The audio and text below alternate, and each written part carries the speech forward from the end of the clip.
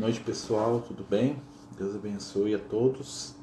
Estamos dando continuidade ao nosso estudo aí pelo Amigos do Caminho, pedindo ao Cristo Jesus que possa nos abençoar, que possa nos envolver com muito amor, com muita paz, com muita luz, e pedindo, a espiritualidade amiga que possa abençoar todos aqueles que aqui chegam das mais variadas fontes, dos mais variados locais, Nós estamos aí nesse domingo abençoado pelo Cristo, nos dedicando mais uma vez ao estudo do livro Nosso Lar, essa obra fantástica, essa obra de conteúdo espiritual profundo, que o nosso querido André Luiz veio trazer para a gente. Nós estamos hoje no último capítulo do livro Nosso Lar, no capítulo 50, que tem por título Cidadão de Nosso Lar. É o último capítulo dessa obra que a gente tem acompanhado aí há mais de 50 semanas, que a gente pegou desde o primeiro, estamos aqui no capítulo 50 hoje, e é o nosso penúltimo estudo, dentro dessa obra aí abençoada pelo André Luiz, nosso último comentário, nosso último trabalho de estudo aí, pelo menos por enquanto, aos domingos dessa obra, penúltimo, porque semana que vem nós vamos fazer um apanhado geral, dessa obra aí, nós vamos falar um pouquinho aí desse conteúdo do André Luiz mais uma vez, para a gente fazer um fechamento, falar um pouco sobre o impacto dessa obra, a importância dessa obra, não só para a doutrina espírita, mas para a nossa jornada humana, para a nossa jornada de indivíduos, aí no aprendizado, na melhora, e vamos aproveitar esse momento para poder conversar, para poder entrar aí em sintonia com os ensinamentos aí desses companheiros que falam para a gente através do nosso querido André Luiz. O André Luiz, que é, acima de tudo, o porta-voz da espiritualidade. A gente brinca assim, quando a gente vai estudar a vida do André Luiz, quando a gente vai estudar essa obra, que o André Luiz realmente é o companheiro que ele se faz para a gente, que a gente vai acompanhando ele, vai conhecendo ele durante todo esse trabalho, E o André Luiz é realmente aquele companheiro que vai descortinar para nós, vai trazer para a gente o mundo espiritual. Então nós temos que ser extremamente gratos ao André Luiz, por todo o conteúdo de informação, de entendimento que ele nos traz aí, através dessa obra. E a gente hoje vai entrar no último capítulo. Lembrando, gente, só para a gente lembrar aqui aos companheiros, que o nosso objetivo aqui é trazer informações espirituais, acender um pouco de esperança nos corações aí daqueles que dividem com a gente aí, essa época que nós estamos encarnados, a gente sabe que nós estamos vivendo um momento muito difícil, materialmente e também espiritualmente, a gente estava conversando sobre isso hoje com o pessoal que participa do culto do Evangelho com a gente. E os amigos espirituais têm falado que nós estamos envolvidos, o planeta Terra, nós aqui encarnados, em vibrações de angústia muito fortes, energias de tristeza, de depressão, de angústia, de desânimo, de fragilidade, estão atacando profundamente o plano físico, vindas de entidades desequilibradas, que estão nas regiões inferiores, nas regiões trevosas, que são atraídas para o plano físico, pelos nossos pensamentos doentes, pelos nossos pensamentos de tristeza, de raiva, de ressentimento, de amargura, pelos nossos medos. Então a gente está muito sintonizado com entidades que estão trazendo vibrações complicadas para o nosso mundo. E que é o momento da gente começar a reagir a isso. E não existe outro caminho que não seja o caminho do amor, o caminho da compreensão, do entendimento, o caminho dos bons pensamentos, das boas ações, do valorizar o positivo no outro, de ser menos crítico e ser mais acolhedor. Então a gente está falando isso porque é o que vai acontecer nesse último capítulo. Nós vamos ver o André Luiz, que chega no lar, no último capítulo ele vai visitar a família dele pela primeira vez, e ele chega e percebe que tudo aquilo que ele imaginava sobre a companheira, que seria lá alguém apaixonado, alguém desejoso de estar com ele, de movimentar-se em torno dele ali, que ela já tinha contraído um segundo casamento, coisa que para o André Luiz era imaginável, porque ele achava que ela estava escravizada, a saudade, né? E a memória dele, né? Memória a qual ela fez questão de se desfazer o mais rápido possível. E esse choque do André Luiz, né? Não é porque ela arrumou outro companheiro, eu acho que é porque ele viu que na verdade o laço afetivo entre eles não era do nível que ele entendia, né? E aí nós vamos aqui agora entrar nesse capítulo, a gente vai lendo aqui, conversando um pouco, né? Estamos aqui de novo, né, dona Silvia? De novo, Então, a gente vai continuar vendo o André Luiz lá na casa dele, né? O desenrolar dessa história aqui, dessa obra fantástica. Então começa aqui, né? Estamos aqui, ó, quem quiser acompanhar com a gente. Capítulo 50. Cidadão de nosso lar. Na segunda noite, sentia-me cansadíssimo. Começava a compreender o valor do alimento espiritual, por intermédio do amor e do entendimento recíproco. Olha que interessante, né? Então ele estava cansado porque aonde ele estava não tinha alimento espiritual. E aí lembra que tem um capítulo que fala pra gente, né, que o amor é o alimento das almas, então ali não existiu amor. Em nosso lar, atravessava dias vários de serviço ativo, sem alimentação comum. No treinamento de elevação a que muitos de nós se consagravam, ou seja, a própria vibração do nosso lar sustentava ele, né? Aquele companheirismo, aquela afetividade, aquele trabalho, aquele movimento, sustentava ele ali no bem, né? Então a própria vibração do André Luiz, né, era sustentada pelo nosso lar, ali na casa dele, onde ele viveu a vida toda, não.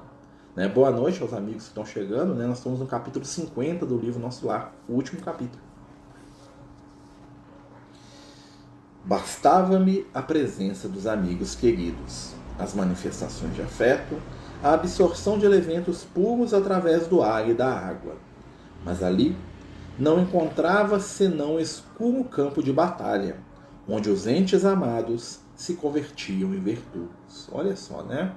Então toda aquela facilidade ali de vida do plano espiritual, quando ele volta para o lar material dele, né, ele percebe o quão difícil é estar na matéria, o quão pesado, né? Ele compara a casa dele, onde ele viveu lá a maior parte dos anos da vida dele, né, a um campo de batalha, onde os entes amados se convertiam em verdugos. Né? Verdugo é aquela pessoa que tortura, tá? Verdugo é um termo da década de 40, né, para torturador. Então, um verdugo é aquele que tortura alguém, né? As meditações preciosas que a palavra de Clarencio me sugerira davam-me certa calma ao coração. Vou lembrar, né? O Clarencio passou lá para ver como é que ele estava, né? E falou para ele que era uma oportunidade para ele trabalhar os valores do bem dele, né? Então ele estava ali, né? Compreendia finalmente as necessidades humanas. Olha só, finalmente. Não era proprietário de Zélia, mas seu irmão e amigo. Não era dono de meus filhos, e sim companheiro de luta e realização. Olha só, né? Então ele começou a perceber que ele não era dono da companheira, não era dono dos filhos. E esse é um grande processo de despertar do André Luiz que serve pra gente, né?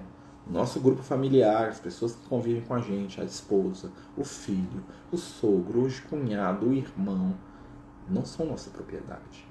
São companheiros que estão ao nosso lado com objetivos de crescimento, de melhora, de reajuste, né? Não são nossos adversários no sentido que devemos enfrentá-los nas batalhas, mas devemos compreendê-los.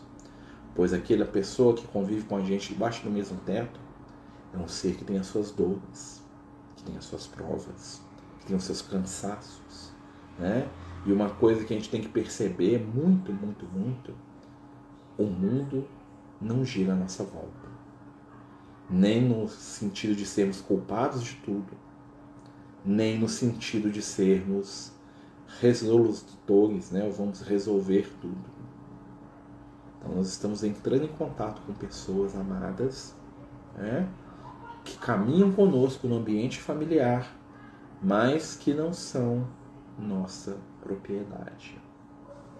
Aí continua aqui, olha só. Recordei que a senhora Laura, certa feita, me afirmara que toda criatura no testemunho, olha, nós estamos vivendo um testemunho, né, gente?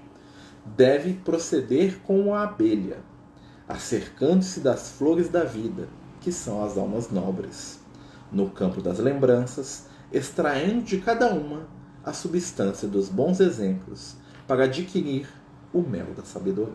Olha a frase da Dona Laura, olha que legal, vou repetir aqui porque é uma coisa muito profunda. Olha só. Devemos proceder como as abelhas, acercando-nos das flores da vida, que são as almas nobres, no campo das lembranças, extraindo de cada um a substância dos seus bons exemplos, para adquirir o mel da sabedoria. Então, o contato que nós temos com almas nobres, que a gente possa tirar lembranças das ações positivas dela, transformar aquilo ali no mel da sabedoria.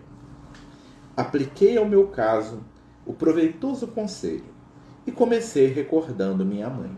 Então, o André Luiz começou a pensar, olha só que interessante, ele lá, isso tudo a reflexão dele lá dentro da casa dele, Ele começou a lembrar da mãe dele. Olha só o que ele começou a pensar sobre a mãe dele. Pessoal, bem-vindos aí quem está chegando. Nós estamos falando do livro Nosso Lar, do André Luiz. Nós estamos no capítulo 50, o último capítulo do livro. Não se sacrificar a ela por meu pai, a ponto de adotar mulheres infelizes como filhas do coração, porque a mãe do André Luiz ia reencarnar, ia trazer o pai dele das regiões inferiores, eles iam se casar de novo, seria um sacrifício para ela, que era um espírito iluminadíssimo, E o pai do André Luiz, durante a encarnação, ele tinha tido algumas amantes lá, mulheres desequilibradas, E a mãe do André Luiz, além de trazer o companheiro desequilibrado para ser marido dela de novo, ia receber as amantes dele, daquela encarnação, como futuras filhas, para ela educá-las no bem. Ou seja, além dela ajudar o companheiro, ela, no amor que ela tinha, ia pegar o compromisso espiritual que era dele, porque ele estava desequilibrando lá as companheiras, E ela traz as companheiras para junto do regaço dela. Não, elas vão ser minhas filhas. As amantes dele vão ser nossas filhas, se preocupa não. Vou orientá-las no bem. Isso é o espírito de luz. Isso é o espírito de luz. O espírito de luz que renuncia, que ama, que trabalha, que se movimenta. Não, o espírito de luz não é aquele que quer viver para si e por si.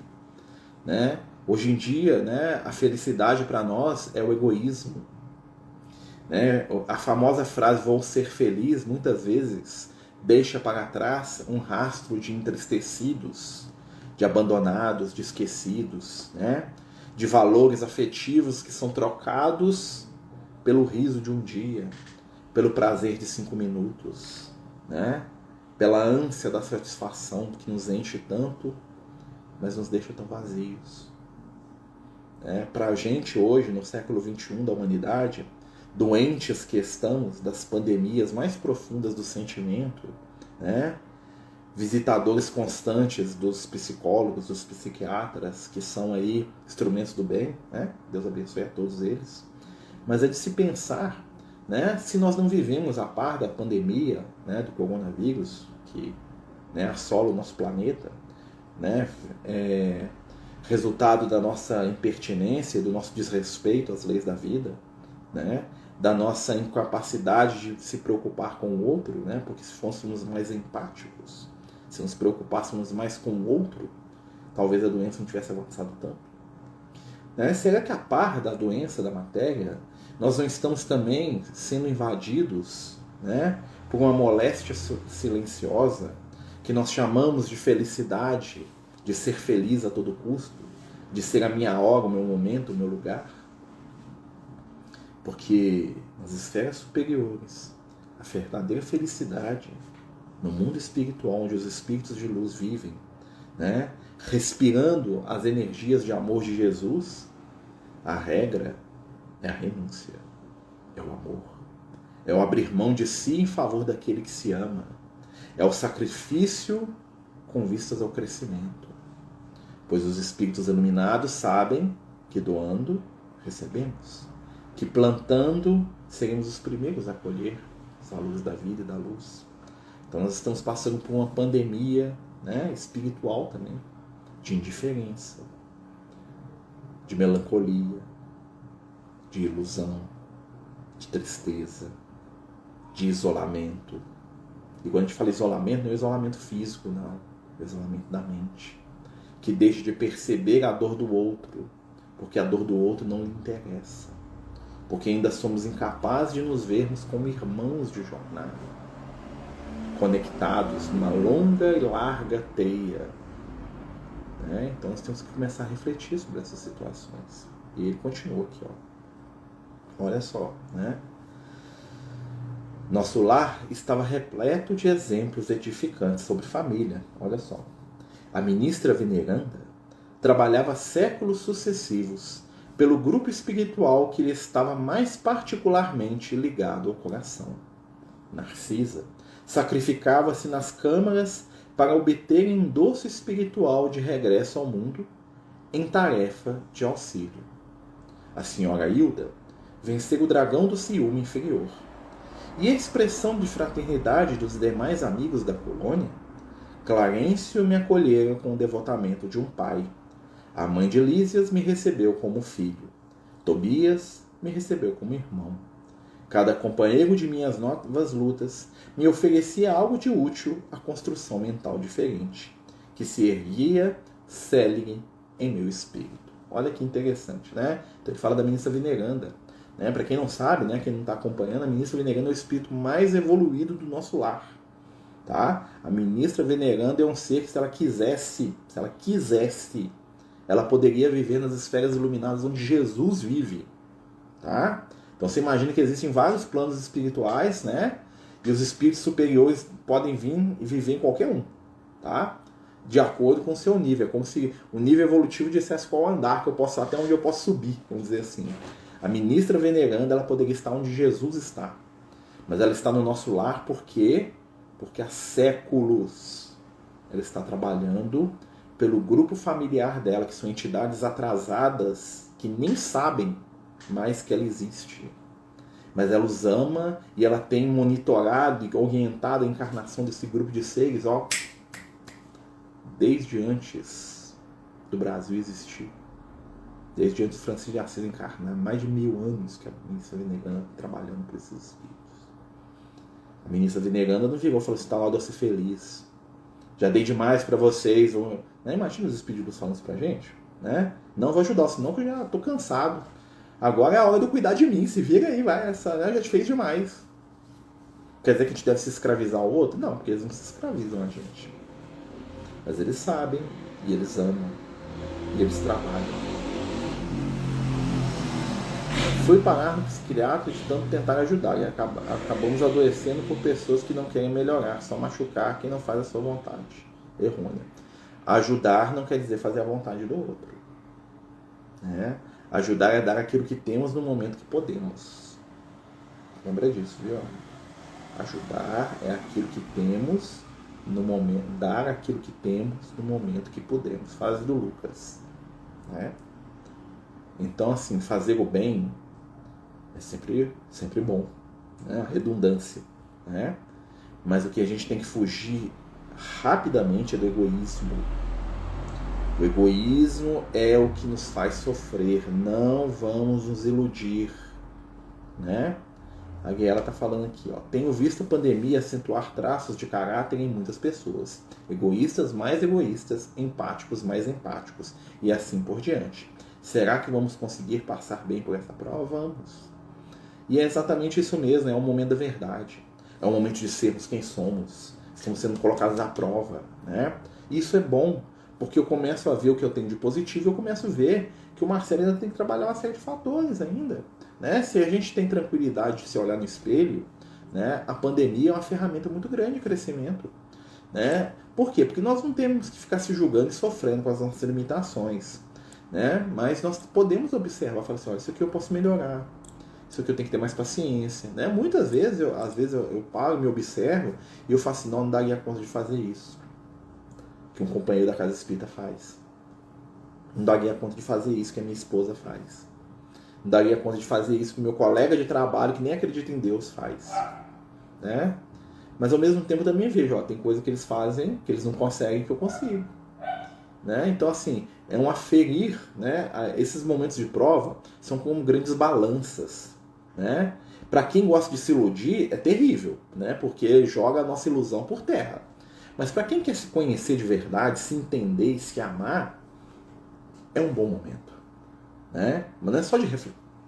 Desculpa, gente. Não é só um momento de reflexão. É um momento de ação. O que é que eu posso fazer para ajudar quem precisa? Né? O que é que eu dou conta dentro da minha capacidade e o que é que eu consigo fazer? Então vamos lá. Procurei abstrair das considerações aparentemente ingratas que ouvia no ambiente doméstico. Ou seja, ele parou de ficar prestando atenção no comentário sobre ele, que os filhos, que esse povo fazia. E deliberei colocar, acima de tudo, o amor divino. E acima de todos os meus sentimentos pessoais, as justas necessidades dos semelhantes. No meu cansaço, procurei o apartamento do enfermo, cujo estado se agravava de momento a momento. Zélia amparava-lhe a fronte e dizia, banhada em lágrimas: Ernesto, Ernesto, tenha pena de mim, querido. Não me deixe sós. Que será de mim se me faltares? O doente acariciava-lhe as mãos e respondia com imenso afeto, apesar da forte dispneia. A Beth está falando aqui para nós. Eu vejo a pandemia como veio para separar o joio do trigo. Quem era realmente bom continuou bom. O resto é história. Assim, a gente está sendo, né, peneirado por nós mesmos. Né? Eu vejo a pendeira onde nós mesmos estamos passando. Né? Roguei ao Senhor energia necessária para manter a compreensão imprescindível e passei a interpretar os cônjuges como se fossem meus irmãos. Reconheci que Zélia e Ernesto se amavam intensamente. E se de fato me sentia companheiro fraternal de ambos, devia auxiliá-los com os recursos ao meu alcance.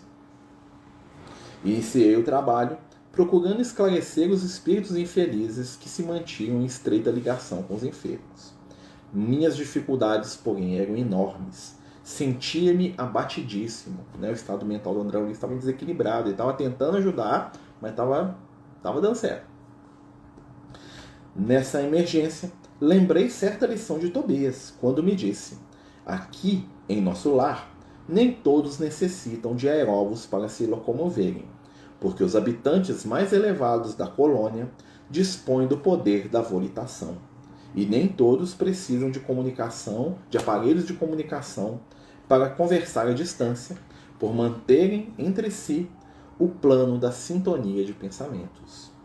Os que se encontram afinados desse modo podem dispor à vontade do processo de conversação mental, apesar da distância. Lembrei quanto me seria útil a comunicação de Narcisa e experimentei. Então o André Luiz começou a concentrar na Narcisa, né?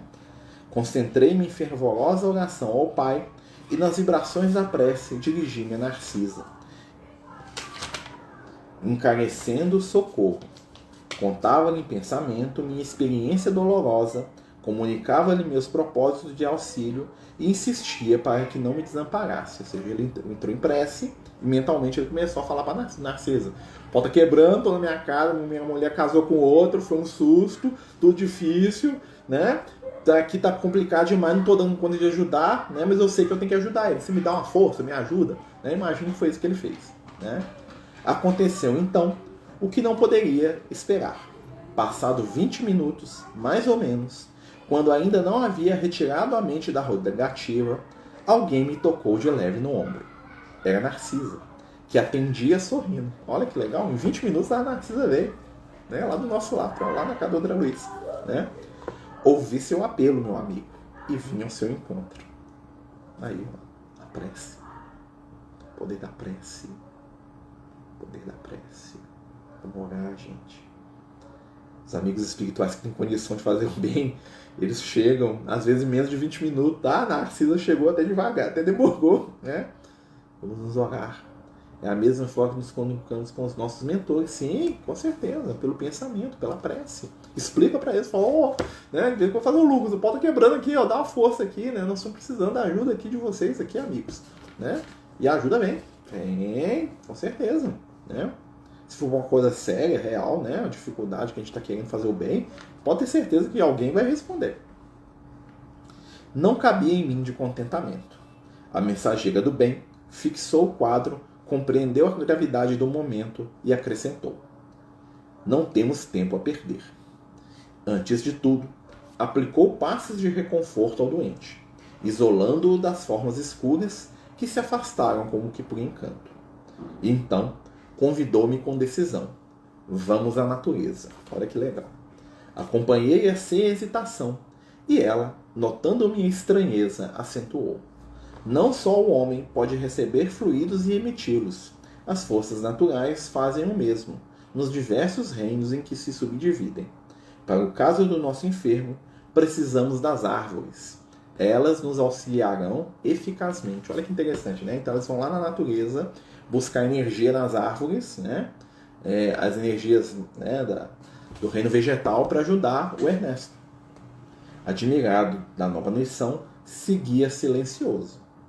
Chegado ao local onde se alinhavam enormes frontes, Narcisa chamou alguém, com expressões que eu não podia compreender. Daí a momentos, 8 entidades espirituais atendiam-lhe ao apelo. Imensamente surpreendido, sendo espíritos da natureza, ela chamou os espíritos, né? O André estava nem entendendo o que ela estava falando, ela estava conversando com as árvores lá, e apareceram 8 entidades. Imensamente surpreendido, via indagar da existência de mangueiras e eucaliptos. Devidamente informados pelos amigos, que me eram totalmente estranhos, a enfermeira explicou: são servidores comuns do reino vegetal, os irmãos que nos atenderam. E à vista da minha surpresa, rematou: como vê, nada existe de inútil na casa de nosso Pai. Em toda parte, se há alguém que precise aprender, há alguém que ensine. E aonde aparece a dificuldade, surge a previdência. O único desventurado na obra divina é o espírito imprevidente que se condenou às trevas da maldade. Ou seja, onde precisa e se perde, vem ajuda. Sempre. Sempre. Né? Talvez não do jeito que a gente quer, mas a ajuda vai vir. Mas Narcisa manipulou em poucos instantes certa substância com as emanações do eucalipto e da mangueira, e durante toda a noite aplicamos o remédio ao enfermo pela respiração comum e com absorção pelos poros. Ela pegou aquela energia que ela pegou das plantas, né, manipulou aquilo, né, e começou a aplicar, né, no Ernesto através da respiração dele. Ele não via, ele ia respirando aquela essência, aquela energia entrando, e através dos polos, deve ter passado nele, né, no mundo espiritual ele não viu, né, deve ter colocado nele lá, ele deitado, e ele foi absorvendo aquilo. O enfermo experimentou melhoras sensíveis. Pela manhã, cedo, o médico observou extremamente surpreendido. Verificou-se esta noite extraordinária reação. Verdadeiro milagre da natureza. E é mesmo, né? Milagre da natureza é a espiritualidade amiga trabalhando, né? Zélia estava radiante. Encheu-se a casa de alegria nova. Por minha vez, experimentava grande júbilo na alma, profundo alento e boas esperanças revigoravam meu ser. Reconhecia eu mesmo que vigorosos laços de inferioridade se haviam rompido dentro de mim para sempre. Olha só, o ato do André Luiz fazer o bem para o Ernesto e para a Zélia, né, esses companheiros dele, como que tirou um peso dele espiritual. Ele saiu daquela onda de tristeza, de agonia, de dor, né, de raiva, de ressentimento, de ciúme. Como se tivesse respirado fundo e ó, vamos lá. Tô livre. Finalmente. Né? Olha só que legal. Nesse dia, voltei a nosso lar em companhia de Narcisa. E pela primeira vez, experimentei a capacidade de volitação. No momento, ganhávamos grandes distâncias. A bandeira da alegria desfraldava-se em meu íntimo, comunicando à enfermeira generosa minha impressão de leveza, né? Ele se sentiu até mais leve mesmo, fisicamente lá, né?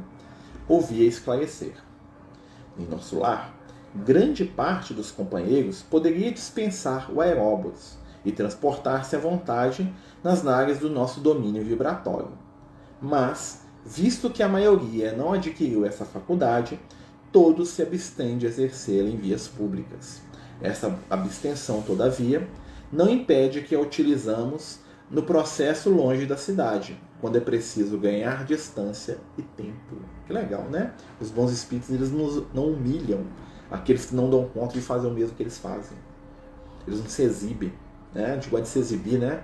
Os bons espíritos não, eles não se mostram, né? Se aquilo for causar algum desconforto em alguém, né? Então eles não fazem isso, a voluntação, né? Eles não voam, né?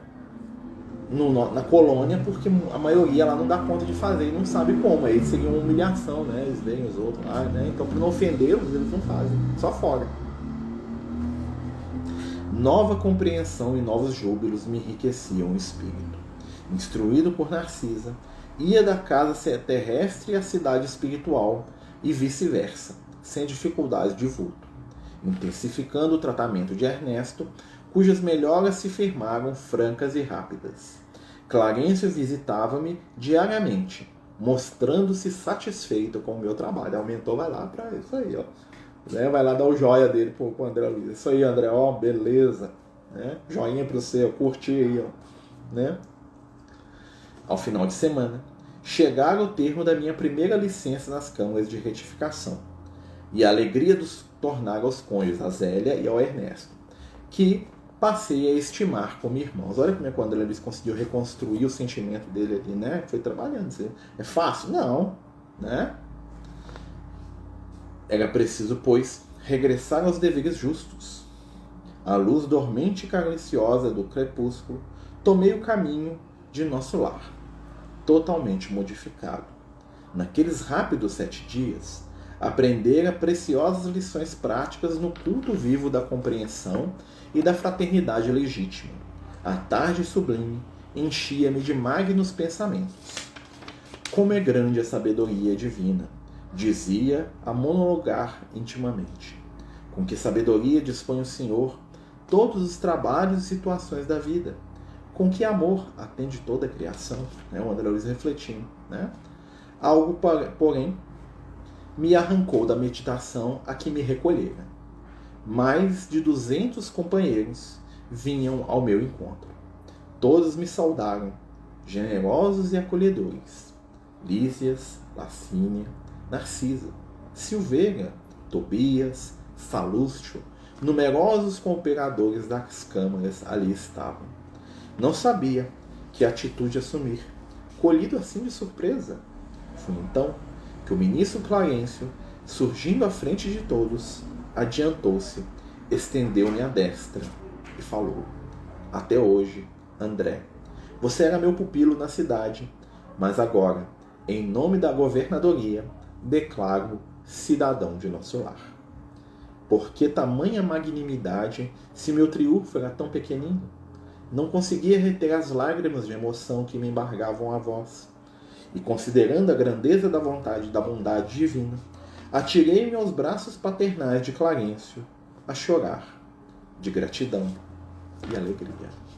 Então, André Luiz, quando ele volta, né, os espíritos, os amigos dele lá daquele tempo todo, recebem, e o Clarencio, né, fala assim: até hoje, né, você ficou aqui como meu tutelado, como meu aprendiz, hoje não, você conquistou o lugar de cidadão de nosso lar. Ou seja, o que o André Luiz fez, a superação íntima dele deu a ele, né, o direito, né, ele não estava mais lá por caridade, por bondade dos outros, vamos dizer assim, né, pela mãe dele, ou pelo Clarencio, por quem quer que seja, ele estava lá porque ele tinha o direito de estar lá agora, ele conquistou, né, e a melhor conquista que nós temos é essa conquista, a conquista do bem, da transformação, da nossa mudança, né, meus amigos. Então, assim, a gente vai terminar, né? Terminamos aqui essa obra, né? Como a gente falou, semana que vem nós vamos falar um pouco, nós vamos fazer um apanhado geral do livro Nosso Lar, né? Falar um pouco, né, sobre os objetivos dessa obra, por que ela foi escrita, por que o André Luiz, por que, né, o pseudônimo, por que, né, a época, o local, a colônia, os espíritos que se manifestam, né? Nós vamos entrar nisso na semana que vem, né? Mas é uma coisa muito interessante pra gente, né? Ver o processo de superação do André Luiz, que entra, né, no nosso lar como doente, necessitado, desequilibrado, enlouquecido, né, vitimado por si mesmo, e agora ele chega à condição de iniciar a caminhada equilibrada, né, e assim somos nós aqui no plano físico, que estamos aprendendo, que estamos crescendo, que estamos nos melhorando, Porque a cada dia nós estamos melhorando, né? E por isso a mensagem, né, que fica desse capítulo de hoje é da esperança, é do perdão, da superação. O trabalho do bem vale a pena, pois ele tira peso desnecessário dos nossos ombros. O André Luiz fez aquilo que Jesus, há 2000 anos atrás, nos recomendou, né? Tomai o meu fardo e o meu jugo, pois ele é leve. André Luiz que preferiu jogar o jugo pesado que ele tinha do ciúme, da arrogância, da raiva, né, para fora, e pegou o jugo do Cristo, que é o jugo do amor. É o fardo leve de Jesus que alivia, que pacifica o coração. Então, meus amigos, hoje nós estamos vivendo esse momento, nós estamos encarnados em pleno século XXI, né, onde as palavras do mal, da tristeza, da raiva, do ódio tomam conta do nosso planeta, né? Todo esse aprendizado que aprendemos no plano espiritual, assim como aconteceu com o André Luiz, pode ficar adormecido quando reencarnamos? Eu creio que não, vai ficar ali como um sinal, né? Então, assim, a gente tem uma grande vantagem, nós temos um livro, né? Nós temos informações do que aconteceu com o André Luiz, olha que interessante. Através das experiências dele, nós relembramos de maneira inconsciente, né, as nossas. Porque nós também somos espíritos que faliram, que acertaram algumas vezes, que amaram, que odiaram. Nós todos temos uma história espiritual, né, que daria muitos livros também, como o Nosso Lar, né, de enganos, de raiva, né, mas também uma história de amor, de acerto, de amizade, de fazer o bem. Todos nós somos muito capazes no bem. E a nossa luz é a expressão eterna daquilo que somos feitos em essência, né, porque nós somos luz, somos filhos do amor, do Pai. E aí, é bom se lembrar disso agora. É bom se lembrar que nós estamos aqui para fazer a diferença, para amar, para trabalhar, para compreender, para respeitar. Né? Vamos lembrar disso. Eu sei que está pesado para muitos, está pesado para todo mundo, gente. Muitas provas, muitas dores, né? Dores daqueles que nós amamos, dores nossas, né? Dores do mundo, né? E a humanidade está aí enseguecida. Enquanto nós estamos falando dessas verdades espirituais aqui, nós somos poucos, né? Somos poucos, né? As pessoas que falam de ódio, de ressentimento, de briga, de violência, se reúnem aí os milhares, 1.000, 2.000, 3.000, 50.000, né? Nós somos poucos. Mas a quantidade não impede a vibração do amor. Jesus era um só, com 12 amigos, que depois eram 72, né? Um grupo que não chegava a uma centena. E mudou o mundo. Nós podemos não mudar o mundo, mas mudar o nosso coração, né? Trabalhar pelo Evangelho na nossa casa, na nossa família, né? Oferecer àqueles que nós amamos, seja um animalzinho aqui, ó, tá? Seja as pessoas que estão mais próximas, seja os desencarnados, né? Vamos fazer a nossa parte, vamos confiar, vamos acender esperança, porque nós não estamos sozinhos, né? Ontem um amigo espiritual falou isso pra gente lá na reunião, né? A gente não está sozinho. Vamos confiar, né? Vamos lutar, vamos nos esforçar, né? Nada é por acaso, né? Tem um rapazinho aqui, dá boa noite. Boa noite. Boa noite. Boa noite. Né? É assim, você começa o estudo, aí vem o gato, vem o menino, que é a família toda, né? Desce aqui, filho. Né? Nós estamos terminando o nosso estudo, né? Lembrando, né, que, olha só, nós estamos indo e voltando para o mundo espiritual. Esse aqui chegou, né? Chegou um ano, né? Foi um ano que você nasceu? Você tem um ano mesmo? Não. Você tem quantos? 7. Você tem 7, eu acho que tem 4, hein?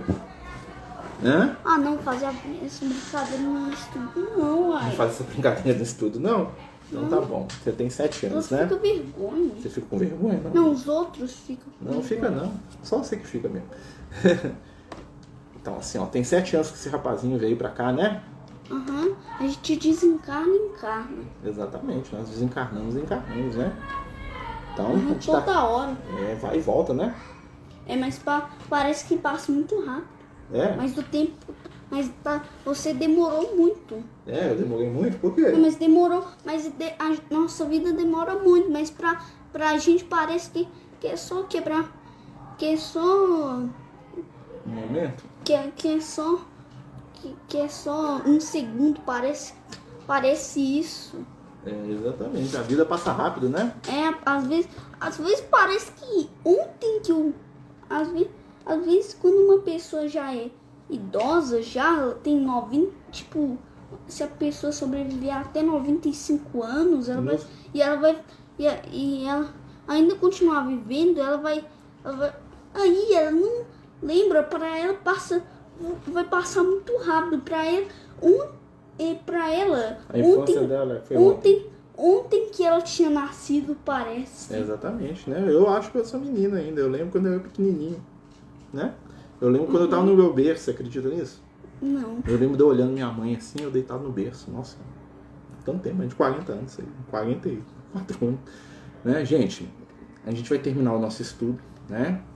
Pedindo a Jesus aí que possa abençoar todos nós, né? Vamos trabalhar o nosso amor, o nosso afeto, vamos doar o que a gente tem, né? Sem exigir, sem briga. Fazer o nosso melhor, né? Vamos fazer a prece? Então tá, vamos fechar os olhos, né? Se o gato deixar, né? Quer participar da prece? Então tá bom. Então vamos fechar os nossos olhos. Que Jesus, neste momento, possa envolver o nosso coração, a nossa mente, no seu amor. Que possamos, assim como André Luiz, aprender a superar a dor, transformando-a em aprendizado e sabedoria. Que possamos oferecer o nosso melhor, trabalhar o bem, cultivar a esperança, acreditar na paz, escutar, falar e viver a fé. Senhor Jesus, abençoa aqueles que nos escutam, encarnados e desencarnados. Abençoa os amigos espirituais que trabalham por nós e permite que possamos seguir ao teu lado, hoje e em todos os momentos da vida. Que assim seja, graças a Deus. Pessoal, boa noite para todos. Jesus abençoe todos nós. Dá boa noite, pessoal. Boa noite, gente. Vamos fazer prece, vamos trabalhar. Até o próximo domingo. Até, né? Então tá, agora vai lá que eu vou dar tchau pro pessoal. Boa noite a todos, viu, amigos? Quem tá entrando agora, nós estamos terminando o estudo do livro nosso lá, né? Vai ficar salvo aí no Instagram. Capítulo 50, semana que vem nós vamos fazer um apanhado geral da obra, tá? Fiquem todos com Deus, muito amor, muito carinho para todos vocês. Beijo no coração. Os Amigos do Caminho apresentam sua primeira obra literária, Versos do Caminho, uma compilação das mensagens do nosso amigo espiritual Lucas, à venda pelo WhatsApp 31 98827 3218. Toda a renda será destinada para o projeto Neurodiversos.